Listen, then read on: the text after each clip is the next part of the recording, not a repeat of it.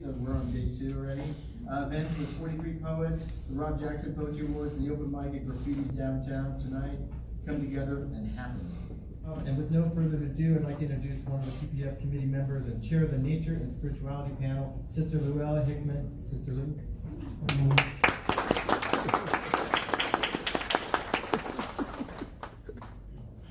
Morning, y'all. Excuse me, we have Texans here. Former teacher IMI.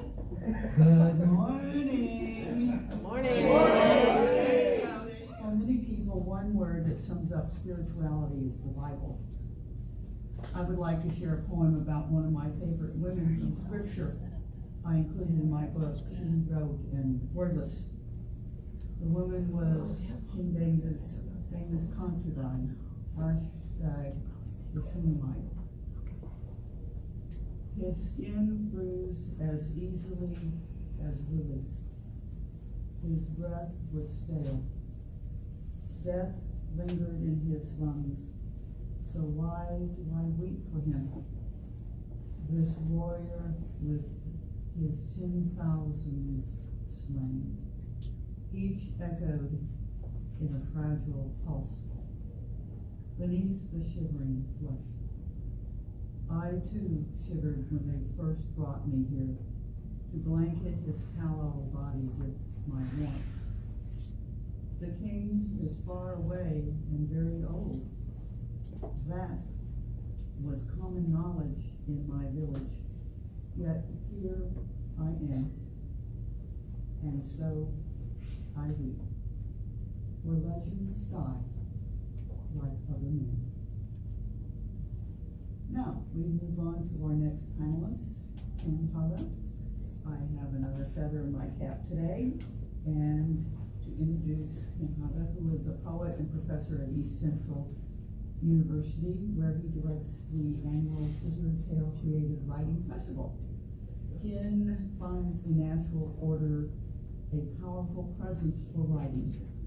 His work has received the 2017 SCMLA Poetry Prize and has been featured on the Writer's Almanac. Received the Western Heritage Award, named finalist for the Spur Award. That's not the Spurs, right? I couldn't resist. I'm sorry. Laying down my poetry. And the 3-time finalist for the Oklahoma Book Awards. In 2017, Ken graciously accepted the Glenda Carlisle Distinguished Service Award from the Oklahoma Center for the Book. He published poetry collections include Bring an Extra Mule, Persimmon Sunday, Spare Parts, Margaritas, and Redfish. Well, that's an interesting combination. The Way of the Wind and the River White, a confluence of brush and quill. Since you're very close to Red River in Oklahoma, I'm surprised it wasn't. Well, I'll leave it at that. He also has an ebook, Contour Feathers and Way of the Wind is available in ebook as well. A popular reader of his work at venues around the country, Ken also helps to edit the journal All Roads Will Lead You Home. Please welcome Ken Hada.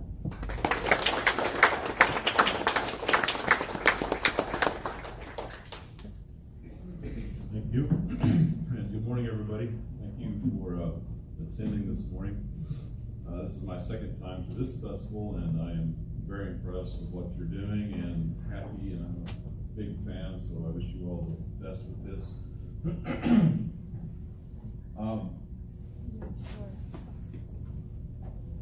I want to start with a poem called Live Oaks in Texas. The panel is really intimidating, actually, nature and spirituality, and there's so many ways you can go with that. But I think those two ideas come together perhaps in a variety of ways, but one which is kind of powerful is the whole concept of mortality. And so this poem is called Live Oaks in Texas, which has to do with how the natural world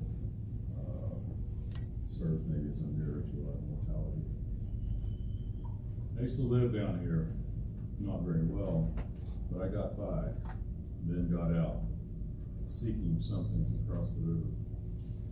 But I left part of me here, in bug-infested soil alongside mesquite, among strip malls and farmland, on university lawns and suburban backyards. The live oaks of Texas endure. They're the first thing I notice when I return.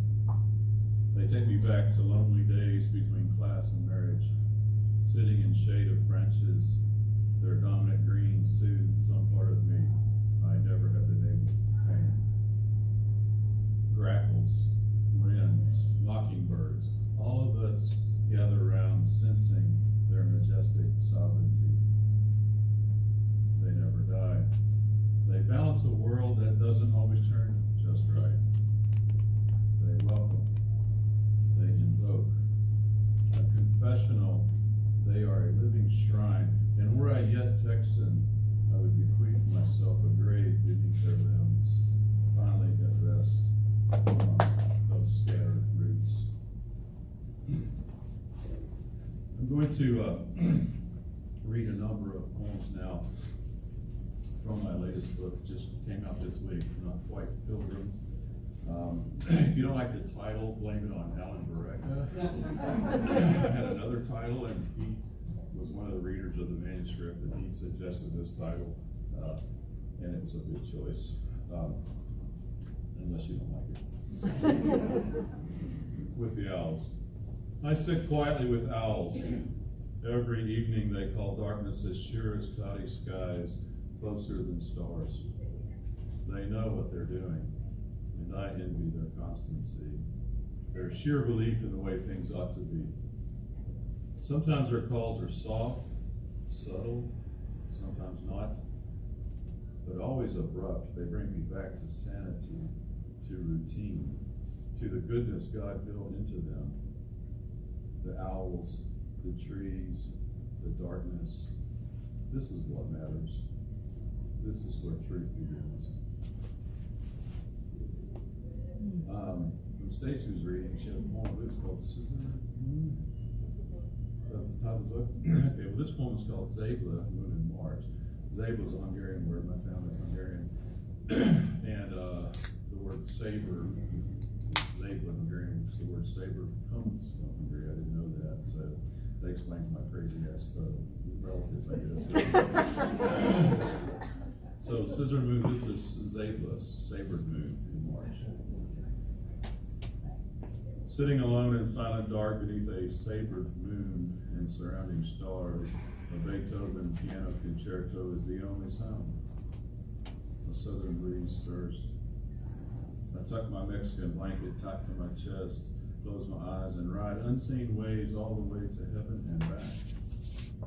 I'm covered tonight in goodness that just is. Something above the stench of humanity fouling everything. These few moments, I believe what I will never understand. I believe more than I see. I am what I believe, though the stillness of stars refuses to say everything it knows. Two horses and one in red. Their backs glow as if April sun itself. They must feel the warmth, steam escaping their nostrils, wet flanks and dewy grass. Do they know how beautiful they are, standing alone like angels on a nameless hill, radiating eternity's fire? Do they know my need to be consumed with their flame? Well, if you haven't figured it out yet, most of my life is sitting on my back deck looking at things. It's a great life. And then drive 10 hours to tell people about it. And you never know what you're going to see on that back deck. I have seen every kind of life imaginable. We were talking yesterday about the flyway here in Corpus Christi, and I love Corpus, and I love this part of the world. I lived in McAllen actually once upon a time for 3 years. But they pass through Oklahoma on their way to Purpose, and so I see all of these various bird life and other types of, this is 2 herons. Through cloudless sky they seek a stream, wings laboring in morning gleam. They are not the swiftest nor exquisite, but I sense purpose, some meaning that serves them well. Curator of this woody hillside, I catalog the indissoluble, celebrate awkward grace. And one more bird. In my next life, I'm going to be a bird. I'm just going to be a brown bird and just sit on the side of the road. I don't want to be pretty or anything like that. I just want to be brown. Pelicans on Lake Keystone. They arrived in the night ahead of the lightning storm, broad wings deflecting nervous wind. They took refuge in a cove huddled in darkness. This morning in bright sun, they bounce on brown water, dipping curious orange bills into choppy currents. A few rise in flight above the old Arkansas riverbed. Taut wings bend, circle in perfect loops in clean October sky. I look up, follow their flight. I look into their eyes. I swear they are smiling. I want to go a moment. I was privileged to visit Japan for 8 days as a visiting professor, and they treated me embarrassingly well. I mean, they just were wonderful hosts. And part of the trip was I got to go to Kyoto, which is the, you may know, the cultural epicenter of the country. It's a religious place, and it's just too much to say about it. But this poem is called in Kyoto. This occurred in the 90s, and I just thought about it. I think about it a lot, but it came to me poetically not too long ago. And so the poem is in 6 parts. It's titled In Kyoto. 1. I climbed a mountain more lush than anything I have ever seen, slowly ascending in silence. At the top, a shrine where I felt awkward in a familiar way, discovering something beyond. 2. A yellow-robed novice guided us down into the dark earth, a hidden path twisting into a cave, turning narrow, tightening, swallowing me, and I bent my height to fit, shuffling close in absolute darkness, a hand on my shoulder, and then English words pronounced ritualistically in a Japanese accent, groping in darkness, and in absolute darkness I felt the metaphor squeeze me until finally I began to emerge from darkness like Plato's cave-dwelling prisoner, then welcomed the light by degrees, enlightening me even as it disorients, remaking me for life above ground. 3. Outside, once again on the green mountain, upright, breathing clean air, feeling the ghosts all around me in cautious approval, I wrote a prayer request on provided white paper and placed it on a tree as custom dictated. I don't remember what I prayed. I only slightly recall descending the mountain, slowly returning. 4. Now I see myself standing along Basho's boat, writing a haiku and placing it in a metal box by the river, as is the custom, hoping Basho will prove. 5. Back in Oklahoma, in quiet and perfect song, Dad, in overalls and plaid shirt, moves around his shop, tinkering, fixing, locating parts and tools only he could find in his liturgy of discovery. 6. On the plane home from Japan, with a stop in Korea and 2 sunrises, I felt trapped, panicked, and longed for Earth, the prairie grass, the post oaks on Dad's place, the casual, careful way he tends his garden, not quite a monk, sequestered in silence, but not unlike Basho, making something that may outlive itself.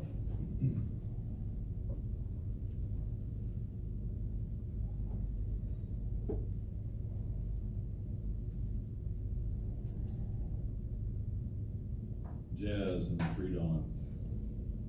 I remember a great minority, so many overlooked or unknown, working a confused heart, seeking clarity, balance in all sorts of strange progressions.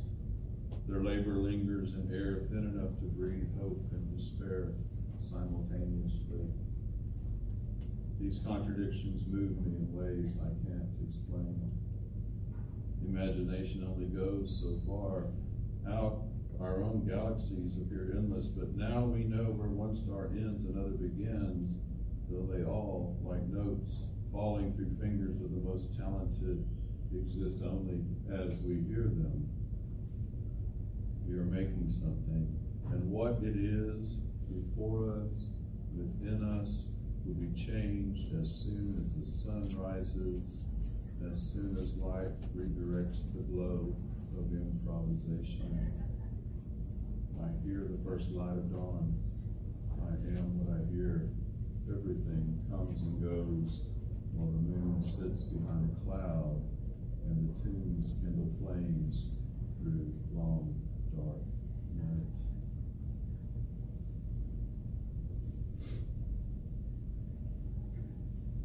The next poem is called Work for the Night is Coming, and I want to thank the Women Review for publishing this. I think some of the folks are here who published that poem first.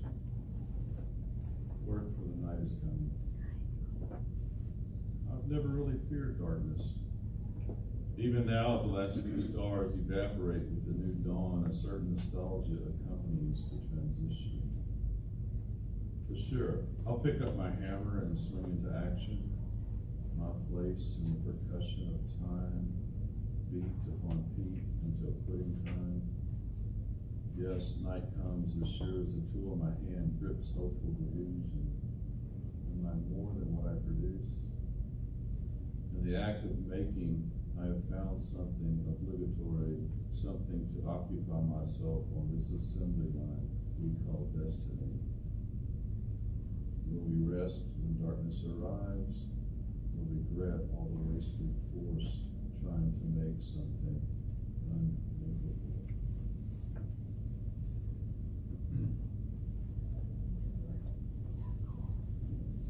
Do a couple more, if that's okay.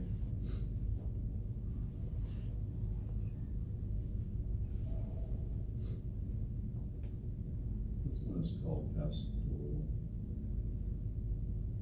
near McAllister, Oklahoma. It's funny how poems come to you, right? Those of you write.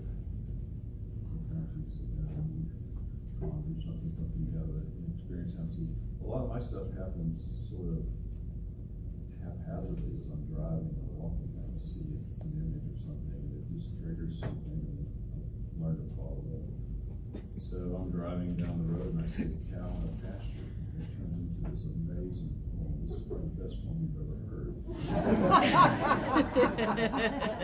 Because it was such a great cow. Yeah. We don't have average cows in Oklahoma. This is a hell of a cow. And the cow becomes this symbol, this angel for me, and therefore by extension for this family who I've never met. This is all pure imagination. It's brilliant. Can you feel the genius in front of you? This is amazing. Pastoral near McAllister, Oklahoma. Brindle cow in the corner of a pasture on a sunny Sunday morning after 3 rainy days cuds the day away. Oversized eyes matted with springtime mucus, content after the morning's milking. She spends hours in solitude giving of her ragamuffin self to a family now tucked away in a church pew down the road, perhaps remembering to thank the angels for a friend as dependable as the crucifix hanging around their necks. Efficacious like the statue on the lawn, the family saint grazing patiently, nodding tail switching until vespers, brass bell dangling from an ungainly neck. That's a heck of a cow. Yeah. I'd like to finish with this poem. Thank you for listening to me. I heard of antelope, extraordinarily beautiful. This came to me after reading Chekhov's story, War Number 6, where the person inside the the Lord is institutionalized and imagine what's going on the outside. It's a real question of what is life? Must we experience life, or is life simply imaginative? And what happens to us when we're institutionalized, or what happens to us when we're free, etc. A herd of antelope, extraordinarily beautiful. When the prayers have ended, others have just begun. The days inside and the time outside may really be the same. But where then is the source of dreams? What do the dying see that the living overlook? Except for beauty too little considered and grace rarely perceived, dying is to be alive, even as living is dying. On New Mexico's tableland, I have seen a herd of antelope, extraordinarily beautiful and graceful. The sun in the morning glimmers, silver singing between us. I sigh for them all, sigh for us. And as you pray, remember, even God runs with the herd. Thank you.